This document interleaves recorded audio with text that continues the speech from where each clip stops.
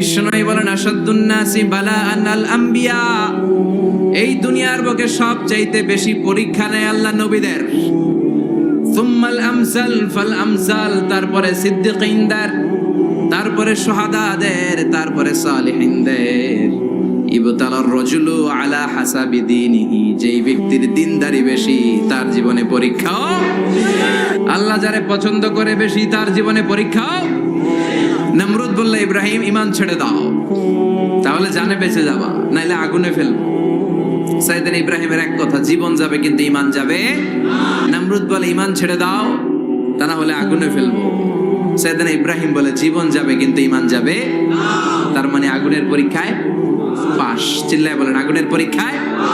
পরীক্ষা নাম্বার 2, একটার পর একটা পরীক্ষা নিতে আল্লাহ শুরু করলেন। আল্লাহ বললেন ইব্রাহিম যাও, কলিজার টুকরা সন্তানকে আর হাজারকে মক্কার ধুধু প্রান্তরে ফেলে দিয়ে আসো। ওখানে মানুষ নাই, প্রাণী নাই, জনমানব শূন্য, দেখি আমার কদ্দুর ভালোবাসো। বলতে দেরি, টু শব্দ নাই, মরুভূমিতে ফেলে দিয়ে আসলেন। তার মানে পরীক্ষা নাম্বার 2তেও, কথা বলেন 2তেও।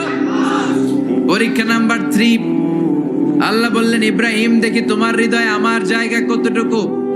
যাও, কলিজার টুকরা সন্তান ইসমাইলের গলার মধ্যে তলোয়ার লাগাও।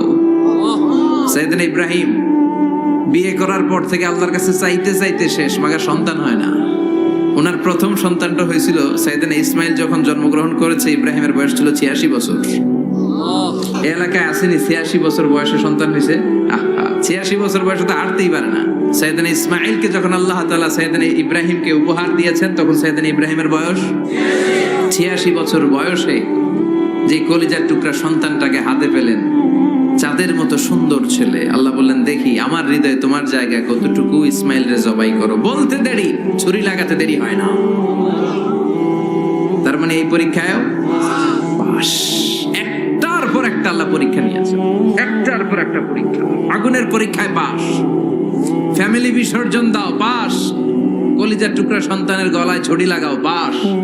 এবার আল্লাহ বললেন এরপর তোমার বড় দায়িত্ব দিব, তোমাকে হজ প্রোগ্রামের এমডি বানাই দিলাম, ম্যানেজিং ডাইরেক্টর।